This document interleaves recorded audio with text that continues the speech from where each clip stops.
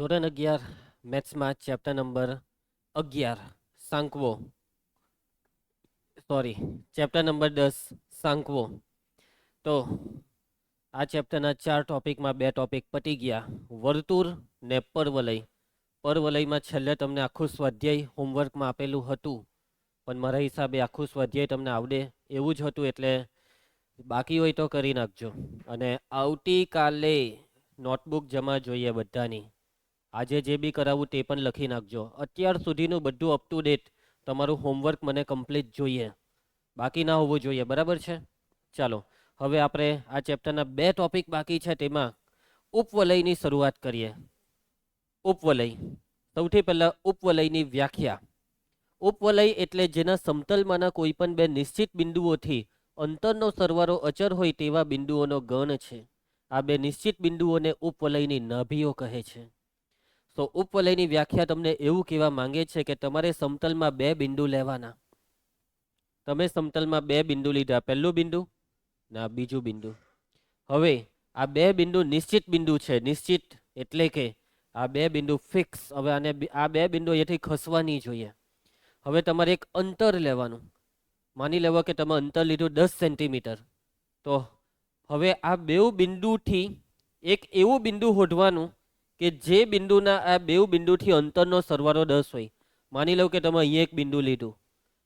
હવે આ 2 વચ્ચેનું અંતર શોધો ને આ 2 વચ્ચેનું અંતર ને આ 2 નો સરવાળો કરો. તો આ સરવાળો કેટલો થવો જોઈએ? 10. એવી રીતના બીજા કેટલા બિંદુ છે આવા? તો એક્ઝેક્ટ નીચે બી આવું એકાદ બિંદુ તમને મળે, આ સાઈડ ક્રોસમાં બી એકાદ બિંદુ મળે.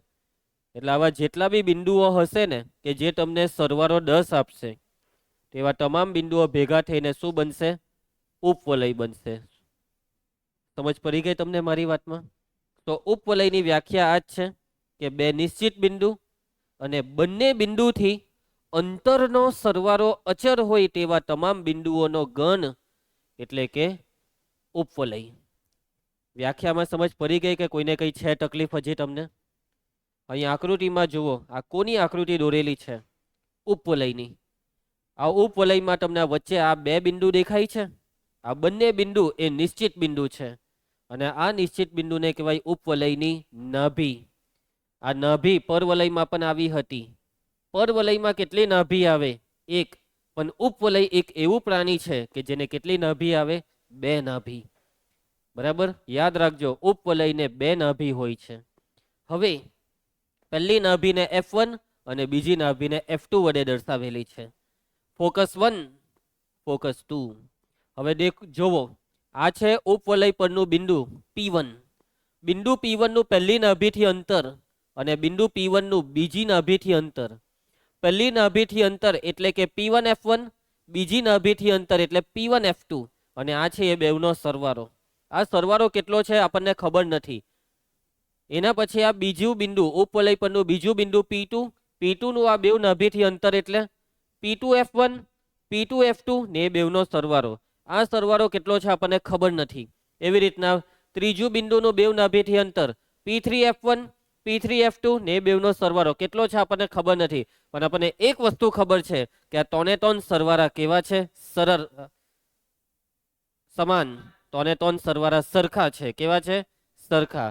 એટલે કે આ સરવાળો એક સરખો રહેવો જોઈએ, અચર હોવો જોઈએ. મતલબ કે આ ઉપવલય પર તમે કોઈ બી બિંદુ લેવો અને એ 2 બિંદુના બેવ નાભીથી અંતરનો સરવાળો એટલો જ આવશે. માની લો કે તમે અહીંયા બિંદુ લીધું, તો આ 2 વચ્ચેનું અંતર અને આ બિંદુથી આ F1 નું અંતર, આ સરવાળો બી આ 3 સરવાળા જેટલો જ આવવાનો છે. Okay, clear? તમે જ્યારે સાયન્સ સિટીમાં હતા ને ત્યારે એક ઉપવલય હતું હોલ ઓફ સ્પેસમાં. એમાં કેરમની કુકરી જેવું મૂકેલું હતું, સ્ટ્રાઇકર, ને પછી ટાર્ગેટને તમે રમતા હતા. તે આ જ હતું. ત્યાં એક નાભી દોરેલી હતી ને બીજી નાભી પર કેરમની કુકરી મૂકવાની. હવે તમે એ કુકરીને ગમે ત્યાં મારો, માની લો કે એમ મારો ને તો બી આ બીજી નાભીમાંથી જ પસાર થાય.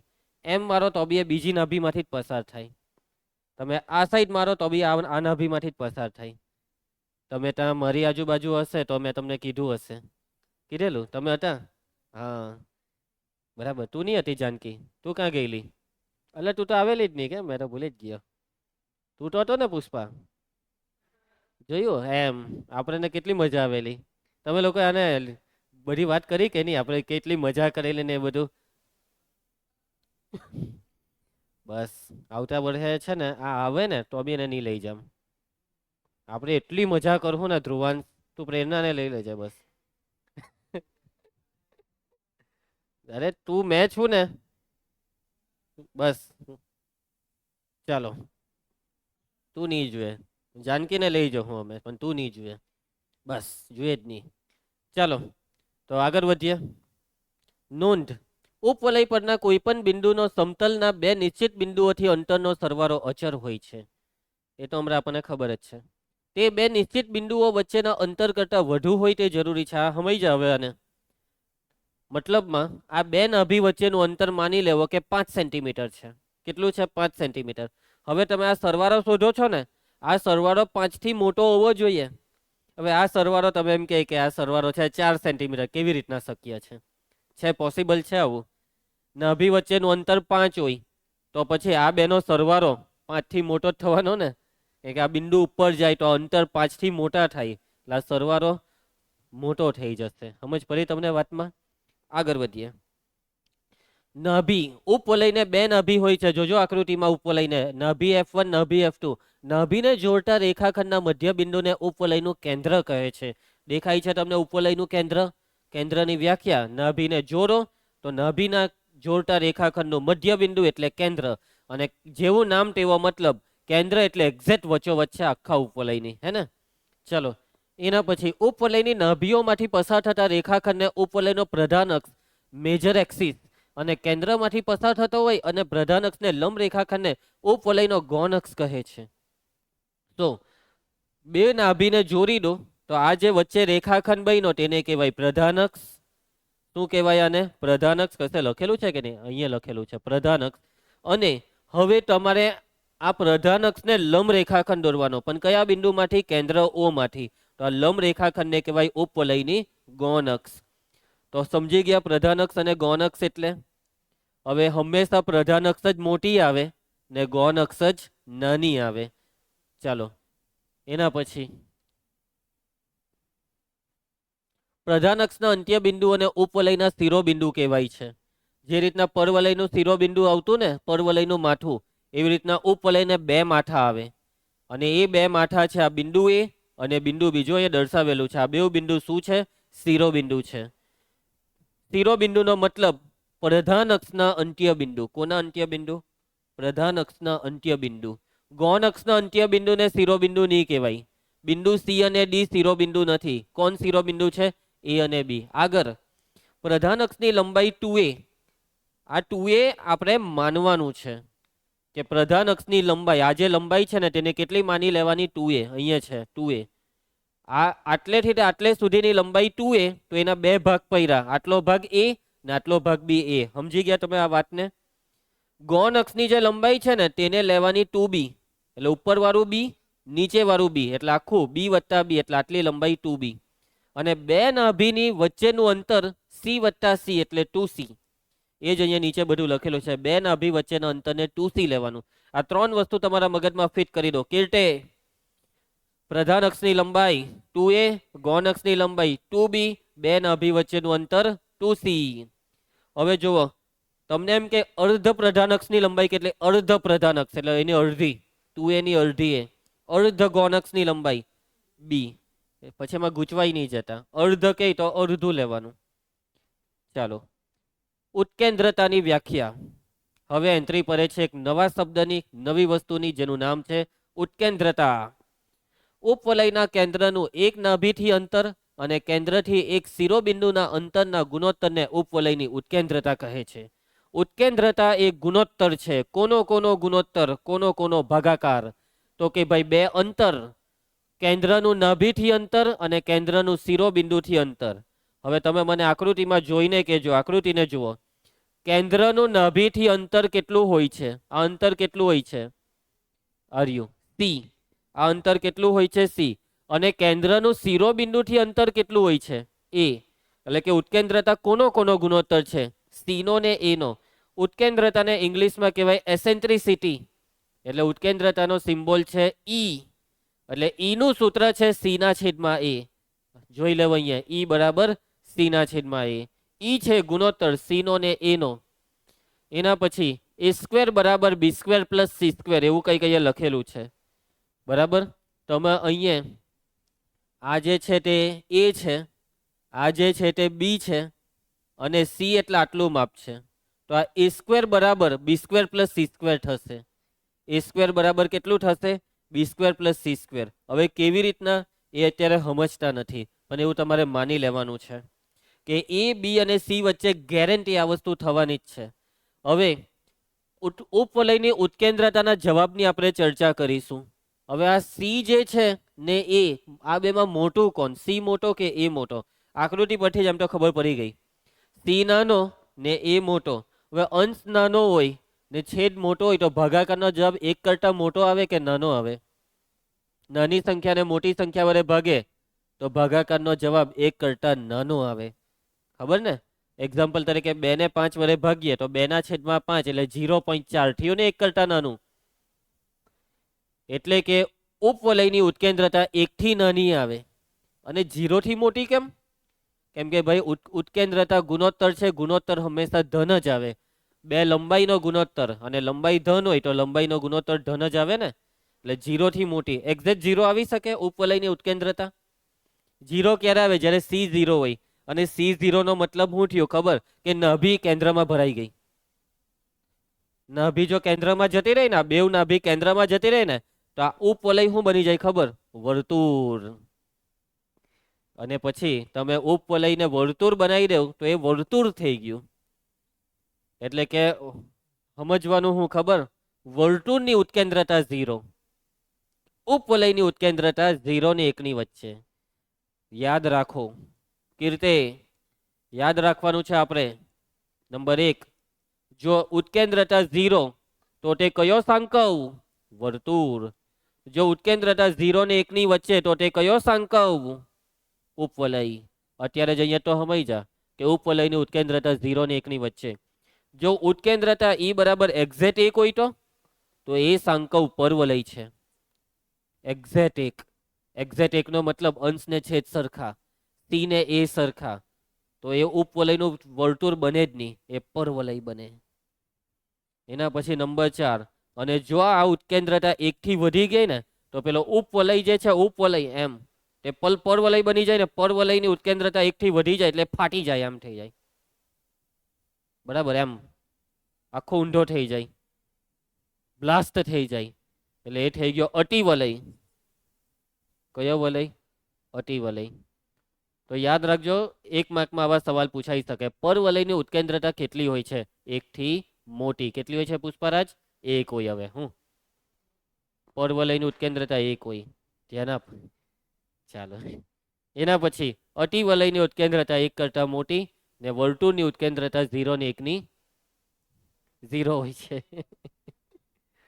ચાલો, અહીંયા આ વાક્ય વાંચી લેજો. કેન્દ્રથી નાભીનું અંતર સી છે. કોઈને આમાં કઈ તકલીફ? કેન્દ્ર ને નાભીથી અંતર આર્યું આકૃતિમાં ખબર જ છે કે આ અંતર કેટલું છે? સી છે. તો હવે આમાં સી ને કરતા બનાવો ને સી ને લઈ જાવ ને પેલી સાઈડ. તો સી બરાબર શું થઈ ગયું? એઈ. એટલે કેન્દ્રથી નાભીનું અંતર એઈ. સમજી ગયા? કેન્દ્રથી નાભીનું અંતર સી ને સી એટલે જ એઈ એવું કહે છે એ લોકો. કોઈને કઈ તકલીફ આટલે સુધી? બધી વસ્તુ મગજમાં ક્લિયર? એક વખત હું તમને બધું પૂછી લેમ. ઉપવલયને કેટલી નાભી આવે? 2 નાભી આવે. એના પછી બેવ નાભી વચ્ચેનું અંતર, નાભી વચ્ચેનું અંતર 2c. 2 નાભી વચ્ચેનું અંતર 2c. બરાબર. ઉપવલયને કેટલા શિરોબિંદુ આવે? 2 શિરોબિંદુ. 2 નાભીમાંથી જે રેખાખંડ દોરીએ તેને શું કહેવાય? પ્રધાનક્ષ. પ્રધાનક્ષને લંબ રેખાખંડ કેન્દ્રમાંથી દોરીએ તેને ગૌણક્ષ. બેવ નાભીના રેખાખંડનું મધ્ય બિંદુ એટલે ઉપવલયનું કેન્દ્ર. યાદ રહ્યું આટલું? પ્રધાનક્ષની લંબાઈ, ગૌણક્ષની લંબાઈ 2b, પ્રધાનક્ષની અર્ધ અથવા અર્ધ પ્રધાનક્ષની લંબાઈ a, અર્ધ ગૌણક્ષની લંબાઈ b. ઉત્કેન્દ્રતા એટલે સી નો ને એનો ગુણોત્તર E બરાબર c/a. આટલી વસ્તુ હવે તમને બરાબર યાદ હોવી જોઈએ આગળ વધવા માટે. ચાલો, એક વસ્તુ અહીંયા જરાક રહી ગઈ છે. કઈ ખબર? કે આપણે ઉપવલય પરનું કોઈ પણ બિંદુ લેશું અને તે બે બિંદુને નાભી સાથે જોડીને સરવાળો કરીશું આ બે અંતરનો, તો આ સરવાળો કેટલો થાય ખબર? 2a થાય. માની લો કે તમે એક બિંદુ પી લીધું, હવે તમે આ પી ને F1 સાથે જોડી દીધું અને આ પી ને F2 સાથે જોડી દીધું, તો આ બેવનો સરવાળો PF1 પ્લસ PF2 બરાબર 2a. યાદ રાખો, શું યાદ રાખવાનું છે? PF1 પ્લસ PF2 બરાબર 2a. અને આને શબ્દમાં શું કહેવાય કે ઉપવલય પરના કોઈ પણ બિંદુનું તેની બંને નાભીઓથી અંતરનો સરવાળો 2a થાય. ઉપવલય પરના કોઈ પણ બિંદુનું તેની બંને નાભીઓથી અંતરનો સરવાળો બરાબર 2a. યાદ રહી જશે. આ વસ્તુનો ઉપયોગ આખા ચેપ્ટરમાં બસ માત્ર એક દાખલામાં થશે, અને જ્યારે એ દાખલાની એન્ટ્રી પર હે ત્યારે તમારી પાસેથી મને આ જવાબ જોઈશે. બરાબર યાદ રાખી દેજો કે ઉપવલયનો કોઈ પણ બિંદુનું બંને નાભીથી અંતરનો સરવાળો 2a થાય એમ. ચાલો, હવે ઉપવલય તમે બે રીતે દોરી શકો છો. આપણા અભ્યાસમાં આપણે માત્ર એવા જ ઉપવલયનો અભ્યાસ કરીશું કે જે ઉપવલયનું કેન્દ્ર ફરજિયાત ઉગમ બિંદુ હોય. જોવો, એક્સ અક્ષ, વાય અક્ષ, અને આ છે કયો બિંદુ? ઉગમ બિંદુ. અને આ જ ઉગમ બિંદુ ફરજિયાત ઉપવલયનું કેન્દ્ર હોવું જોઈએ. બાકી તમે ધારો તો ઉપવલયને અહીંયા સાઈડ પર એમ હો દોરી શકો, તો આ ઉપવલયની વાત કરવાની જ નથી. હવે જો ઉપવલયનું કેન્દ્ર ઉગમ બિંદુ હોવું જોઈએ, અને બીજી વસ્તુ તમે આવી રીતના ત્રાસો ઉપવલય બી દોરી શકો. આ ત્રાસા ઉપવલયનું કેન્દ્ર બી ઉગમ બિંદુ જ છે, પણ બીજી વસ્તુ ફરજિયાત ઉપવલયની પ્રધાન અક્ષ એક્સ અક્ષ પર હોવી જોઈએ અથવા વાય અક્ષ પર. સમજ્યા તમે મારી વાતને? બીજી એક વસ્તુ, પ્રધાન અક્ષ એ રેખા છે કે રેખાખંડ? પ્રધાન અક્ષ એક રેખાખંડ છે. એટલે અહીંયા એવું ભૂલથી નહીં બોલતા કે ઉપવલયની પ્રધાન અક્ષ એટલે એક્સ અક્ષ. ઉપવલયની પ્રધાન અક્ષ એટલે એક્સ અક્ષ પરનો આ રેખાખંડ આટલેથી આટલો સુધી. ક્લિયર? એટલે કે ઉપવલયની પ્રધાન અક્ષ, તમને એમ પૂછે ઉપવલયની પ્રધાન અક્ષ કઈ? તમારે બોલવાનું ઉપવલયની પ્રધાન અક્ષ એક્સ અક્ષ પર. તમને એમ પૂછે આ ઉપવલયની પ્રધાન અક્ષ કઈ છે? જવાબ હું આપવાનો? એક્સ અક્ષ પર છે. ક્લિયર? અને જો તમે ઉપવલય બીજી કઈ રીતના દોરી શકો? આવી રીતના, પ્રકાર 2. અને આ વખતે કેન્દ્ર તો ઉગમ બિંદુ જ છે ઉપવલયનું, પણ પ્રધાન અક્ષ જોવો વાય અક્ષ પર છે. ક્લિયર? તો ચાલો આગળ વધીએ. હવે આ ઉપવલયનું કેન્દ્ર છે ઉગમ બિંદુ O00. હવે આની બે નાભી, આ છે પહેલી નાભી અહીંયા જેને F1 વડે દર્શાવાય, ને આ જેટલું અંતર હોય ને તેટલું જ અંતર અહીંયા બી બીજી નાભી F2. બે નાભી આવે. હવે સવાલ ઉભો થાય આ નાભીના યામ. તમે કહી શકશો આ નાભીના યામ? બુદ્ધિ દોરાવો. આટલું અંતર કેટલું? આ કેન્દ્રથી કોઈ એક નાભી સુધીનું અંતર C, એટલે આ નાભીના યામ C,0, વાયામ 0, અને આ નાભીના યામ -C,0. A B C આ ત્રણે ત્રણ વસ્તુ હંમેશા ધન. ચાલો, નાભીના યામ આવી ગયા. ઉપવલયમાં નિયામિકા નહીં આવે, આ યાદ રાખજો. પરવલયમાં નિયામિકા આવે. એના પછી આ બે બિંદુ શું છે? શિરોબિંદુ છે. Very good. પ્રધાન અક્ષના બંને અંત્ય બિંદુને શિરોબિંદુ કહેવાય. મને હવે આ શિરોબિંદુના યામ કહેવો. આ અંતર કેટલું? નાભીથી એક શિરોબિંદુનું અંતર સ્મોલ a, એટલે આ જે છે તે બિંદુના યામ A,0, નાના યામ -A,0. આ શિરોબિંદુ છે. હવે આ બે બિંદુ શિરોબિંદુ નથી, પણ આના યામ ખાલી લખું છું. તો આટલું અંતર છે B, એટલે આ થશે 0,B, ને આ થશે 0,-B. ચાલો, તો હવે સવાલ ઉભો થાય આ ઉપવલયનું સમીકરણ શું છે? તો આ ઉપવલયનું સમીકરણ છે x² + y² બરાબર 1. આ છે ઉપવલયનું સમીકરણ. આ ઉપવલયની પ્રધાન અક્ષ ક્યાં છે? એક્સ અક્ષ પર. પરંતુ જો પ્રધાન અક્ષ લેવામાં આવે વાય અક્ષ પર, તો હવે આ ઉપવલયનું સમીકરણમાં ફરક શું પડે ખબર?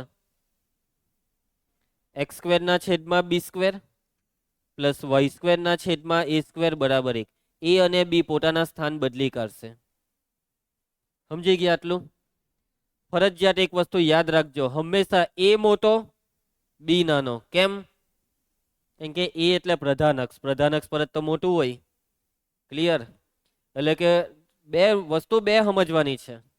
તમને સમીકરણ આપ્યું હશે, આકૃતિ નહીં આપી હશે, તો તમને ખબર કઈ રીતના પડે પ્રધાન અક્ષ ક્યાં છે, એક્સ અક્ષ પર કે વાય અક્ષ પર? જેનો છેદ મોટો તે છે પ્રધાન અક્ષ.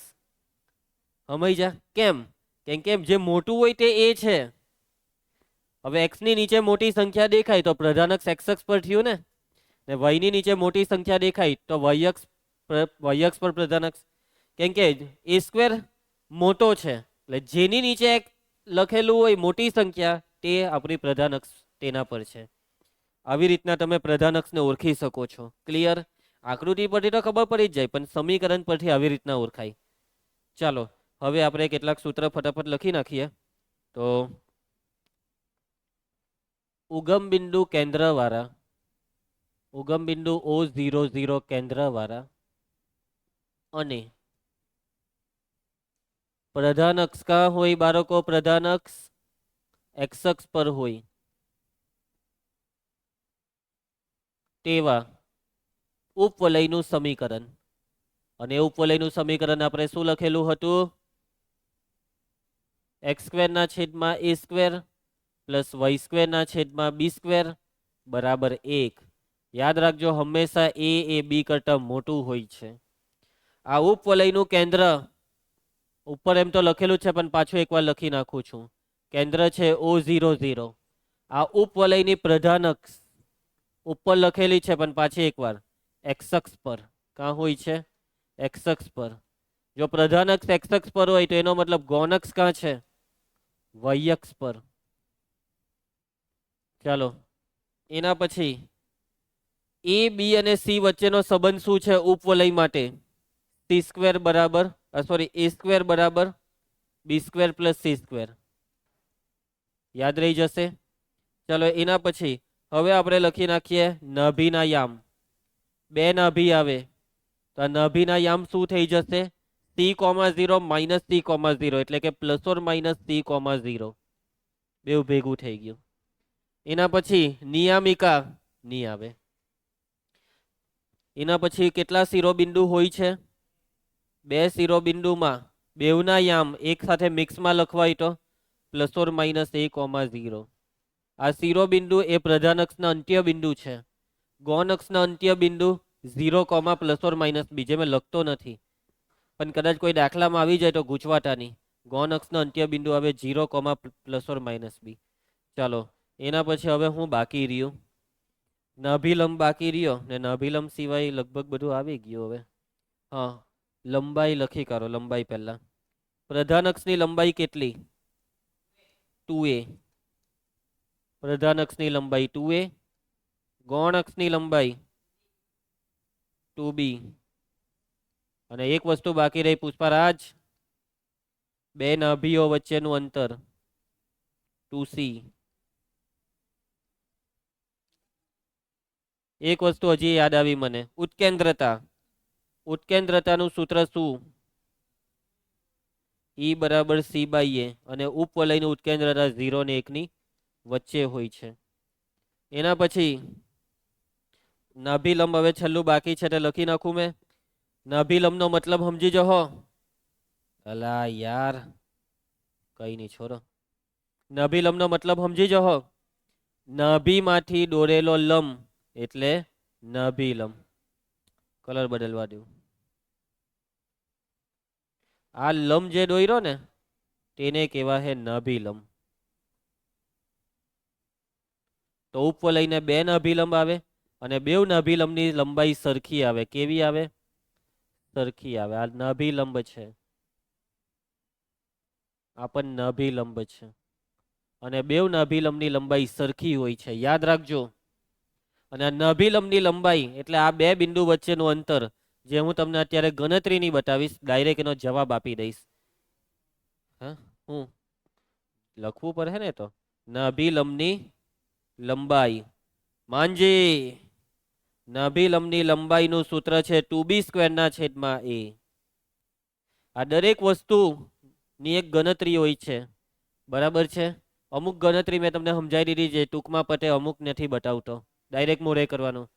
એ ને બી હંમેશા ધન જ હોય છે માનજી. હું જરૂર છે તને માનાંકની? ધનને ધન કરવા માનાંકની જરૂર ના પડે. માનાંકની જરૂર ક્યારે પડે?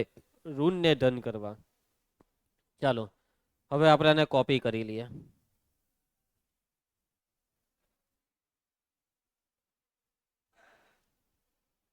એ અલા ચાલો તો હવે ઉપવલયનો પ્રકાર 2, અને આ જે પ્રકાર 2 છે તેનું સમીકરણ મેં તમને સમજાવી દીધું. પ્રકાર 2 માં જે ઉપવલય છે તેનું બી કેન્દ્ર તો ઉગમ બિંદુ છે, પણ પ્રધાનક્ષ બદલાઈ ગઈ. પ્રધાનક્ષ થઈ ગઈ વાયક્ષ પર. જો પ્રધાનક્ષ વાયક્ષ પર હોય તો ઉપવલયના સમીકરણમાં શું ફરક પડવાનો છે? x સ્ક્વેર ના છેદમાં b square plus y square ના છેદમાં a સ્ક્વેર બરાબર 1.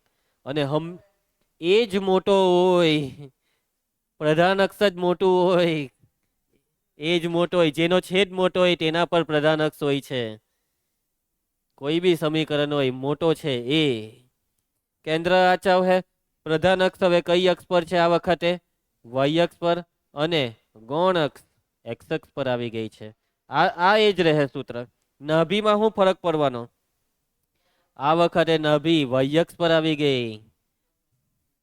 તો નાભીના યામ 0, c f1, અને બીજી નાભીના યામ 0, -c. શિરોબિંદુ, આ બે બિંદુના યામ. હવે આ પ્રધાનક્ષ છે, પ્રધાનક્ષની લંબાઈ 2a, એટલે અર્ધ લંબાઈ a, એટલે આ વખતે આના યામથી આ 0a, નાના યામથી આ 0 - a. આ લંબાઈ છે 2b, એટલે આ અંત્ય બિંદુના યામ b, 0, નાના યામ -b, 0. બસ કેન્દ્ર છે આપણું ઉગમ બિંદુ O 0, 0. તો ચાલો સુધારો કરીએ. નાભીના જે યામ છે તેમાં શું ફરક આવવાનો છે સમજી ગયા ને? 0, ± c, અને શિરોબિંદુના યામ શું થઈ જશે? 0, ± c. પછી આ પાછું એ જ રહે, હે, પ્રધાનક્ષ ગૌણક્ષ ના બધું એ જ રહે. ઉત્કેન્દ્રતા બી જ, નાભી લંબની લંબાઈ બી જ. તો શું આ બધા સૂત્ર તમારા મગજમાં બેસી ગયા? કોઈને કઈ તકલીફ હોય તો હાથ ઊંચો કરો. ઓકે, સૂત્ર મોરે થઈ ગયા કે મોરે કરવા આપું 2 મિનિટ? દાખલા ચાલુ કરું. ઉદાહરણના દાખલા કરી નાખીએ આપણે, બરાબર? કીર્તે, તું લાસ્ટ લેક્ચરમાં નહીં હતો ને?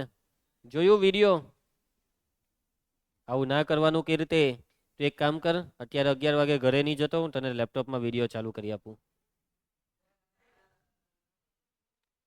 નહીં, હું મારી ટેકનિકથી ભણાવું છું આ ચેપ્ટર. તમને લાગે તમારા સ્કૂલમાં અલગ ટેકનિકથી કરાવતા હોય તો?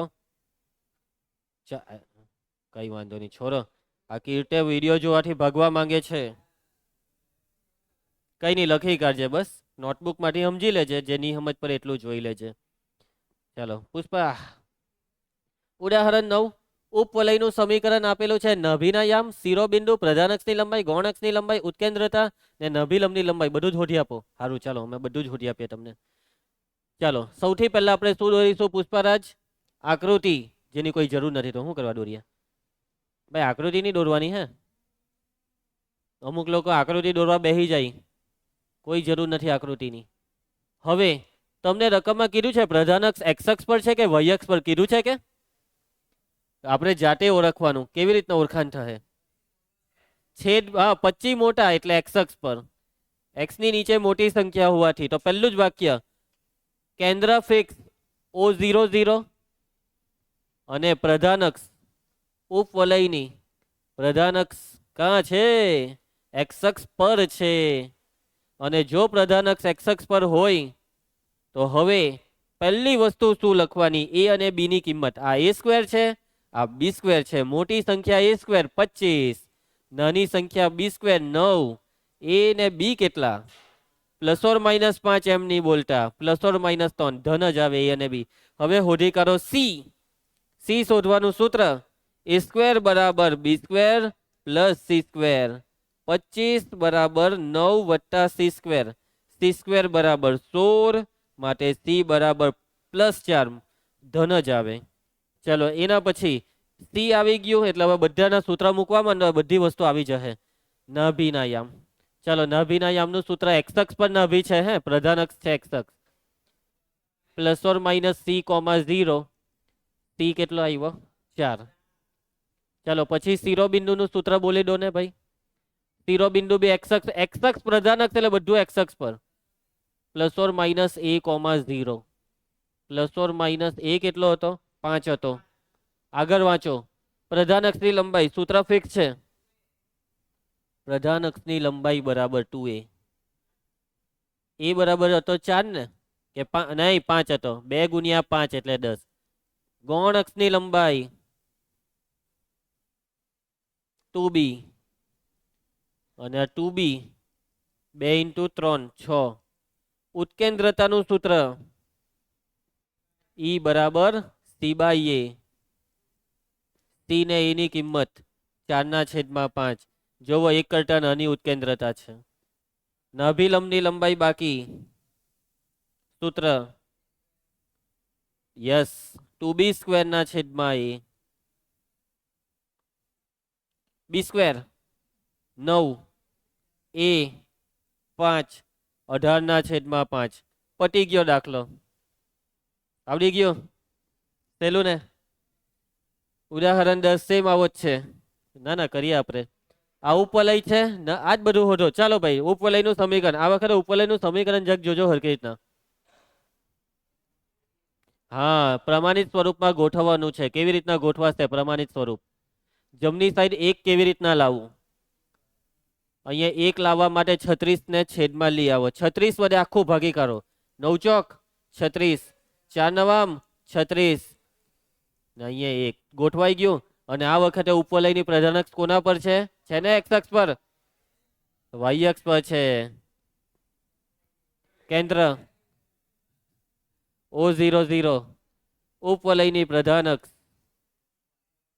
વાય અક્ષ પર છે. પ્રધાન અક્ષ વાય અક્ષ પર છે. હવે a ને b લખાઈ દેવો મને. a² એ 9 ભાઈ એ મોટો આવે. b² a b c હોદવાનું સૂત્ર a² બરાબર b² + c². એ પાછો પ્લસ ઓર માઇનસ બોલો. abc બધું જ ધન. આ ચેપ્ટરમાં બધું ધન ધના ધન ધન ચાલે હે. 3 નો વર્ગ 9, 2 નો વર્ગ 4. c² બરાબર 9 માંથી 4 જાય તો 5. c બરાબર વર્ગમૂળ 5. ચાલો હવે પેલું બધું હોદવાનું ચાલુ કરીએ. પહેલું શું હોદવાનું છે બોલો તો? સૂત્ર નાભી વાય અક્ષ પર 0, plus or minus c. c જો તો પેલા લગભગ માનની સૂત્રમાં અહીંયા AE લખાવેલું છે, હે ને? હા AE લખાવેલું છે એટલે C એટલે જ AE. અલા જાની પેલા એકરાને કેવું નહીં કોઈ. C બરાબર AE એમ તમને ડાયરેક્ટ AE લખાઈ દીધું. C બહુ લખાવ્યો જ નથી તમને. ખબર નહીં કેમ C ને નહીં લખ્યો એ લોકોએ. એટલે એ જ મેં તમને કહેતો હતો. હું તમને આખું ચેપ્ટર બધું ટેક્સ્ટબુક મેથડથી કરાવું છું. આ ચેપ્ટર છે ને પહેલા અલગ મેથડથી આવતું. આના સૂત્ર બી આખા અલગ આવતા. જવાબ એ જ આવે, સૂત્ર આખા અલગ. પણ હવે પછી જ્યારે તમારી NCERT આવી ને ત્યારે આ બધું બહુ ઇઝી થઈ ગયું. પહેલા બહુ અઘરું હતું આ. ને એ જ અઘરી મેથડ કદાચ તમને કરાવે છે. ચાલો કે ઘણા શિક્ષકોને મેથડ બદલવાની નહીં ગમતી હોય ને તો એક જ મેથડથી ચલાવતા હોય. પણ કંઈ નહીં.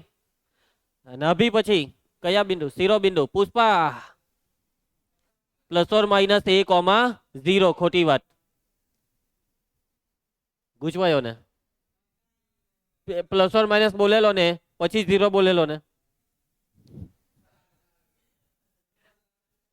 a3 વાય અક્ષ પર જ બધું આવશે. પછી શું છે? પ્રધાન અક્ષની લંબાઈ. પ્રધાન અક્ષની લંબાઈનું સૂત્ર ફિક્સ છે 2a. એ કેટલો છે ભાઈ? કાગ્યો એ 3, 3 દુ 6. ગૌણ અક્ષની લંબાઈ 2b ને b કેટલો? 2, 3 દુ 2 દુ 4. અને ઉત્કેન્દ્રતા આમાં અભિલંબની લંબાઈ નથી હોદવાની એમ. ઉત્કેન્દ્રતા સૂત્ર c/a. c સી કેટલું છે? વર્ગમૂળ 5/, પતી ગયો દાખલો. બેઠા જ માર્ક લેવાના છે આ ચેપ્ટરમાં આપણે. ઉદાહરણ 11. હવે ઊંધા દાખલા. હવે સમીકરણ શોધવાના છે. નાભી જોઈ લેવ ને શિરોબિંદુ જોઈ લેવ. કેવી રીતના ઉપવલયનું સમીકરણ શોધીએ? પહેલા તો મને ઉપવલય કઈ અક્ષ પર છે આના પરથી કેવો? એક્સ અક્ષ પર. અહીં ઉપવલયની નાભી ±5,0 શિરોબિંદુ.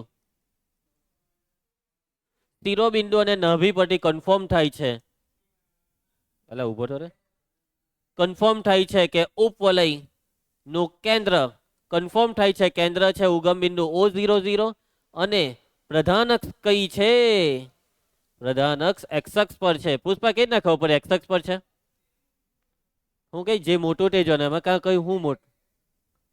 આ એક્સ અક્ષ પર છે. આ બેઉ જો વાયામ 0 છે ને આવી રીતના. ચાલો હવે સૂત્રમાં આપણને એ ને બી જોઈએ. હવે એ ને બી શોધવા માટે અહીંયા નાભી ને શિરોબિંદુ પરથી શોધીએ. પહેલા તો શિરોબિંદુના યામ નું સૂત્ર, શિરોબિંદુના યામનું સૂત્ર શું આવે? +or-a,0 અને આ શિરોબિંદુ આપેલા છે +or-13,0. આવી ગયું એ બરાબર 13. એના પછી નાભીનું સૂત્ર શું આવે? અને એ કેટલી આપેલી છે? +or-5,0. સી બરાબર 5. કઈ હકો બી કેવી રીતના શોધીએ? a² બરાબર b² + c². 13 નો વર્ગ 169. બી શોધવાનો 5 નો વર્ગ 25. આ તો 5/13 ની ત્રિપુટી. ત્રિપુટી પરથી જ ખબર પડી ગઈ કે 12 એમ. ચાલો એના પછી હવે સમીકરણ જે જોઈતું હતું તે હવે આપણને મળી જશે. માટે ઉપવલયનું સમીકરણ સૂત્ર x² + a² + y² a² ને x ની નીચે એટલા માટે લખ્યું કેમ કે પ્રધાન અક્ષ x અક્ષ પર છે. ચાલો a² કા ગયો 13 નો વર્ગ 169, b² 144 / 2 આવડી જાય આવું. ચાલો લગભગ આ છેલ્લું ઉદાહરણ હોવું જોઈએ. હા નહીં, હજી 2 ઉદાહરણ બાકી. કઈ નહીં, 2 પટાવી દઈએ ભાઈ. 2 તો ઉદાહરણ છે, 2 મિનિટ તો આપવાની છે. બેસ બેસ બેસો. એ નહીં, મને હોમવર્ક ઉદાહરણ નહીં આપવાનું ગમે. જેના પ્રધાન અક્ષની લંબાઈ 20 હોય, નાભી 0 ±5 હોય તેવા ઉપવલયનું સમીકરણ. ચાલો આ જરાક વેરાયટી આવી. હવે મને નાભી પરથી કેવો કે ઉપવલયની અક્ષ, પ્રધાન અક્ષ ક્યાં છે? અહીં ઉપવલયની નાભી 0, ±5. નાભીઓ y અક્ષ પર હોવાથી ઉપવલયની પ્રધાન અક્ષ y અક્ષ પર છે. પ્રધાન અક્ષ y અક્ષ પર છે. ચાલો માટે હવે એ ને બી શોધવા માટે પેલા નાભી લખી કરીએ ને. નાભીના આમ સૂત્ર 0, ±c 0, ±5 c 5. પ્રધાન અક્ષની લંબાઈ કેટલી આપી છે? સૂત્ર પ્રધાન અક્ષની લંબાઈ નું સૂત્ર આવે 2a જે આપેલી છે 20. માટે a બરાબર 10. બી કેવી રીતના શોધીએ? સૂત્ર a² બરાબર b² + c². 10 નો વર્ગ 100. બી શોધવાનો સી 25 ને આ સાઈડ b² 75. બી નથી શોધવો, બી ને એમ જ રવા દો. વર્ગમૂળમાં શોધવાનું, એના કરતા એમ જ રવા દો. માટે ઉપવલયનું સમીકરણ પુષ્પરાજ સૂત્ર x²/a² બોલે છે. x²/b², y²/a² બરાબર. સમજ પડી કેમ? કે પ્રધાન અક્ષ y અક્ષ પર છે ને, કિંમત મૂકી દો. b² 75, a² ક્યાં ગયો 10 નો વર્ગ 100 બરાબર 1. ચાલો છેલ્લો દાખલો આપણે કરી નાખીએ.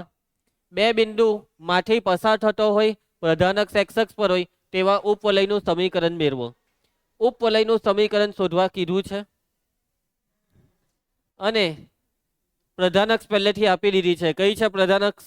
x અક્ષ પર. અહીં પુષ્પા લખા વાક્ય ઉપવલયની પ્રધાન અક્ષ એક્સ અક્ષ પર છે. જો પ્રધાન અક્ષ એક્સ અક્ષ પર છે તો ઉપવલયનું સમીકરણનું સૂત્ર, ઉપવલયનું સમીકરણનું સૂત્ર સૂત્ર x square by a square plus y square by b square બરાબર 1. એ અને બી શોધવા કેવી રીતના શોધીએ? કોઈ કહી શકશે? આ બે બિંદુ કોના પર છે? ઉપવલય પર. એટલે ઉપવલયના સમીકરણનું સમાધાન કરે. બિંદુ 4, 3 અને -1, 4 ઉપવલય પર છે. ઉપવલય પરનું બિંદુ ઉપવલયના સમીકરણનું સમાધાન કરે. 4 નો વર્ગ 16 બાય એ સ્ક્વેર, 3 નો વર્ગ 9 બાય બી સ્ક્વેર બરાબર 1. -1 નો વર્ગ 1 બાય એ સ્ક્વેર, 4 નો વર્ગ 16 બાય બી સ્ક્વેર બરાબર 1. લોપની રીતે આ બેને ઉકેલી નાખો. સમીકરણ 1 અને 2 ને ઉકેલતા. હે ના ના એવું નહીં કરતો. 1 અને 2 ને ઉકેલતા. ચાલો કોને ઉડાડીએ? એ સ્ક્વેર વાળો, એ સ્ક્વેર ને ઉડાડીએ. 16 વડે ગુણ્યા પહેલું બેઠું. પુષ્પા આવું ગુણીકરાને 16 ને 16 બાય એ સ્ક્વેર, 16 એ 16 256, 16 એકા 16 બાદ બાકી બેવની 16 બાય એ સ્ક્વેર કેન્સલ. આ 9 ઓછા 256 કેટલા થવાના? 247 બાય બી સ્ક્વેર. 1 ઓછા 16 -15, બે બાથી માઇનસ કેન્સલ, બી સ્ક્વેર ને કરતા બનાવો. બી સ્ક્વેર બરાબર 247/15. વર્ગમૂળિયું નથી કરવું, એમ જ રવા દેવું. બી સ્ક્વેર ની કિંમત કા મૂકીએ? 1 માં કે 2 માં? આ 2 હેલું પરવાનું. 1 by a square plus 16 by b square ની કિંમત 247/15 બરાબર 1. સાદુરૂપ 1 બાય એ સ્ક્વેર બરાબર 1 ઓછા, અને પેલી સાઈડ લઈ જાઓ, 15 ગુણ્યા 16, 16 50 80, 8 16 એકા 16 ને 8 24 ને 247 ક્રોસ ગુણાકાર 207/247 વ્યસ્ત આવી ગયું. એ સ્ક્વેર વર્ગમૂળિયું નથી કરવું માટે ઉપવલયનું સમીકરણ જે આપણે સ્ટાર્ટિંગમાં લખેલું ને તેમાં એ સ્ક્વેર બી સ્ક્વેર ની કિંમત મૂકી દો. એ સ્ક્વેર ની કિંમત 247/7, બી સ્ક્વેર ની કિંમત 247/15 એના બરાબર 1. થોડુંક સાદુરૂપ આપવું પડે. યસ, 7 ને 15 ને ઉપર 7x square plus 15y square છેદનો 247 સામે લઈ જાઓ. આ છે ઉપવલયનું સમીકરણ. પૈતું આની સાથે ઉદાહરણના 2 દાખલા પૂરા. સ્વાધ્યાયને આપણે કાલે કરીશું. આવતીકાલે મળીએ.